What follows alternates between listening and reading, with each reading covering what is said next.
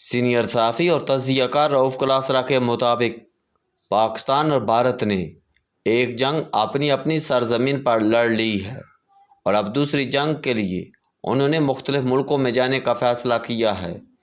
اسلحے کا استعمال ہو چکا، اب سفارتی محاذ پر لڑا جائے گا۔ بھارت نے 7 کے قریب وفود بیرون ملک بھیجنے کا فیصلہ کیا ہے تاکہ وہ دنیا کو اپنے ساتھ ملا سکے کہ دیکھیں پاکستان بھارت میں دہشت گردی کرا رہا ہے۔ پاکستان نے بھی جواباً بلاول بھٹو کی قیادت میں اپنا وفد بیرون ملک بھیجنے کا فیصلہ کیا ہے۔ اس کہانی میں 2 باتیں بڑی دلچسپ ہیں۔ اب تک بھارت بڑے فخر اور غرور سے کہتا چلا آیا ہے کہ اسے دنیا کی ضرورت نہیں، دنیا کو اس کی ضرورت ہے، لیکن ہم دیکھ رہے ہیں کہ بھارت کو آخرکار دنیا کی ضرورت پڑ ہی گئی تاکہ وہ پاکستان کے خلاف اپنا مقدمہ نئے سرے سے لڑ سکے۔ بھارت بھی غلط نہیں سوچ رہا تھا کہ دنیا کو اس کی ضرورت ہے، اور اس کی 2 بڑی وجوہات ہیں۔ ایک وجہ تو بہت پرانی اور دوسری وجہ کچھ نئی ہے۔ پرانی وجہ یہ ہے کہ بھارت کو یورپ اور امریکہ نے چین کے مقابلے پر کھڑا کرنا تھا، لہذا انہوں نے سوچا کہ اگر چین کا دنیا پر اثر رسوخ کم کرنا ہے تو اسے بھارت کے ساتھ انگیج کیا جائے۔ بھارت بھی مغرب اور امریکہ کی یہ کمزوری سمجھتا تھا۔ اگرچہ نہرو صاحب نے بڑا عرصہ بھارت کو غیر جانبدار ملک رکھا اور بھارت سرحد جنگ میں کسی بلاک کا حصہ نہ بنا، تاہم روایتی طور پر روس کی طرف اس کا جھکاؤ تھا اور اپنا جنگی ساز و سامان بھی روس سے لیتا رہا، جبکہ پاکستان کی دفاعی ضروریات امریکہ پوری کرتا تھا۔ سوویت یونین کے بکھرنے کے بعد بھارت نے دنیا کے دیگر ممالک خصوصاً یورپ اور امریکہ کے ساتھ تعلقات نئے سرے سے جوڑا۔ امریکہ اور یورپ بھی یہی چاہتے تھے، لہذا یہاں بھارت اور مغربی ممالک کے مابین تجارتی معاہدے ہوئے۔ وہیں انہوں نے بھارت کو اسلحہ بھی فراہم کرنا شروع کیا تاکہ بھارت کو چین کے مقابلے پر کھڑا کیا جائے۔ خصوصاً 2020 میں چین اور بھارت کے درمیان سرحدی جھڑپوں کے بعد دونوں کو ایک دوسرے کی سخت ضرورت محسوس ہوئی۔ اسرائیل تو پہلے ہی سے بھارت کو اسلحہ دے رہا تھا، مگر اب بھارت نے یورپی اور امریکی جنگی ٹیکنالوجی پر انحصار کرنے کا فیصلہ بھی کر لیا۔ فرانس سے $8 ارب کی رافیل جہازوں کی ڈیل ہو یا امریکہ سے جنگی ہیلی کاپٹرز اور اسرائیل سے ڈرونز کی خریداری، یوں بھارت اس دفعہ بہت پر امید تھا کہ 2019 کے برعکس 2025 میں بھارت پاکستان کو رافیل جہازوں کی موجودگی میں سانس نہیں لینے دے گا۔ دنیا بھارت کے ساتھ کھڑی تھی کیونکہ مودی کے اب بہت سے عالمی رہنماؤں کے ساتھ ذاتی تعلقات بن چکے تھے اور وہ تیسری دفعہ وزیر اعظم ہیں۔ دوسری اور نئی وجہ یہ ہے کہ بھارت میں دنیا کی سب سے بڑی مڈل کلاس موجود ہے، جسے دیکھ کر دنیا کے ہر بڑے برانڈ کے منہ میں پانی بھر آتا ہے اور وہ بھارت کی جائز و ناجائز باتیں ماننے پر راضی ہو جاتا ہے۔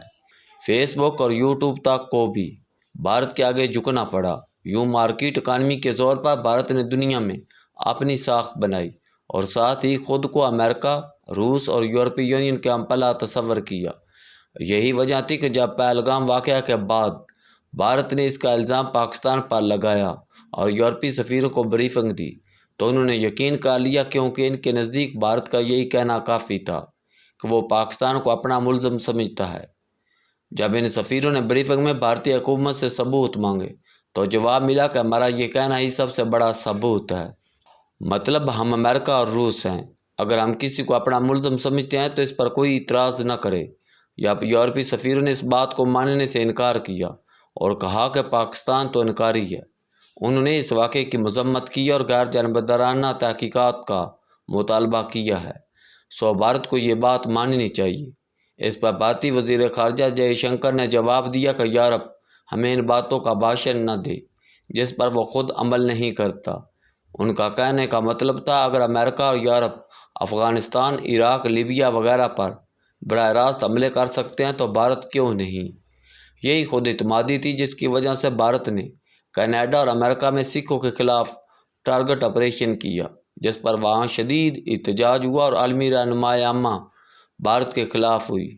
بھارت کو یقین تھا کہ پاکستان کے مقابلے میں اس کی ساکھ عالمی سطح پر بہت بہتر ہے، خصوصاً ماضی میں پاکستان کی پرو طالبان پالیسی کی وجہ سے بھارت کے لیے پاکستان کے خلاف پراپیگنڈا کرنا بہت آسان تھا۔ بھارت سے عالمی رائے عامہ کو سمجھنے میں جو غلطی ہوئی وہ یہ تھی کہ ایک تو پاکستان نے فوراً اس دہشت گردی کی مذمت کی اور ساتھ ہی غیر جانبدارانہ تحقیقات کا مطالبہ کرتے ہوئے اپنے تعاون کا یقین دلایا۔ لہذا اس دفعہ دنیا کا رویہ پاکستان کے لیے مختلف تھا۔ دنیا کو یہ بات سمجھ آئی کہ پاکستان کا موقف درست ہے اور بھارت کے موقف کو درست نہ مانا گیا کیونکہ اس کے پاس پاکستان کے خلاف کوئی ثبوت نہ تھا۔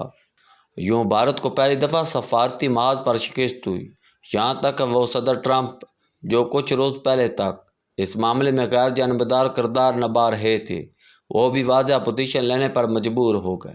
اگرچہ بھارت اب بھی امریکی مفادات کے لیے بہت اہم ہے، خصوصاً تجارتی نقطہ نظر سے، لیکن صدر ٹرمپ نے جنگ بندی میں جو کردار ادا کیا اس سے بھارت شرمندہ ہے۔ بھارتی قیادت اپنے لوگوں کو یہ یقین دلا چکی ہے کہ انہیں دنیا کی ضرورت نہیں بلکہ دنیا کو ان کی ضرورت ہے۔ لہٰذا اب دنیا میں کوئی بھی ملک بھارتی اپروچ سے ہٹ کر سوچے تو انہیں لگتا ہے کہ اس ملک نے بہت بڑی گستاخی کر دی ہے۔ اب بھارتی عوام اس بات پر خفا ہے کہ ٹرمپ نے کیوں جنگ بند کرائی۔ اب مودی صاحب بھی چپ ہیں کہ وہ صدر ٹرمپ کو کیسے غلط کہیں، جنہوں نے اپنی ٹویٹ میں ساری تفصیل لکھی تھی کہ کیسے وہ اور ان کی ٹیم رات بھر پاکستان اور بھارت کو جنگ بندی پر راضی کرتے رہے۔ صدر ٹرمپ کہتے ہیں کہ جنگ بندی انہوں نے کرائی، جبکہ بھارت کہتا ہے کہ یہ پاکستان اور بھارت کے ڈی جی ملٹری آپریشن نے آپس میں بات چیت کر کے کی تھی۔ سوال یہ ہے کہ دونوں طرف سے ڈی جی ایم اوز کو ہاٹ لائن پر رابطہ کرنے پر قائل کس نے کیا؟ یقینی طور پر ڈی جی ایم اوز کے درمیان رابطے کا اہم کام صدر ٹرمپ کا ہی تھا۔ اب بھارتی عوام وزیر اعظم مودی پر تنقید کر رہے ہیں کہ آپ تو کہتے تھے کہ اب بھارت کانگریس والا بھارت نہیں رہا، اب 56 انچ چھاتی والا شخص بھارت کا وزیر اعظم ہے۔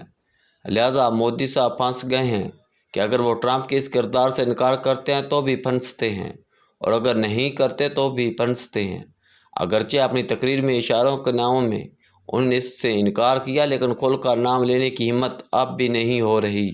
اب بھارت کا ششی تھرور اور دیگر وفود کو بیرون ملک بھیجنے کا مقصد یہ ہے کہ شاید ششی تھرور جے شنکر سے زیادہ اچھی انگریزی بول کر گوروں کو بھارتی موقف سمجھا سکتا ہے۔ ششی تھرور عالمی سطح پر جے شنکر سے زیادہ جانے جاتے ہیں کیونکہ وہ چند کتابوں کے مصنف ہیں اور بڑے اچھے مقرر بھی ہیں۔ اصل سوال مگر یہ ہے کہ وہ پہلگام واقعہ کے حوالے سے ایسا کون سا ثبوت ہے جو ششی جی کے ہاتھ لگ گیا ہے جس تک جے شنکر کی رسائی نہیں تھی، جس وجہ سے دنیا نے ان کی بات نہ سمجھی یا مانی اور اب ششی وہ دنیا سے منوا لیں گے۔ ششی تھرور بھارتی حکومت کا وہ مکہ ہے جو اسے پاکستان سے لڑائی کے بعد یاد آیا ہے۔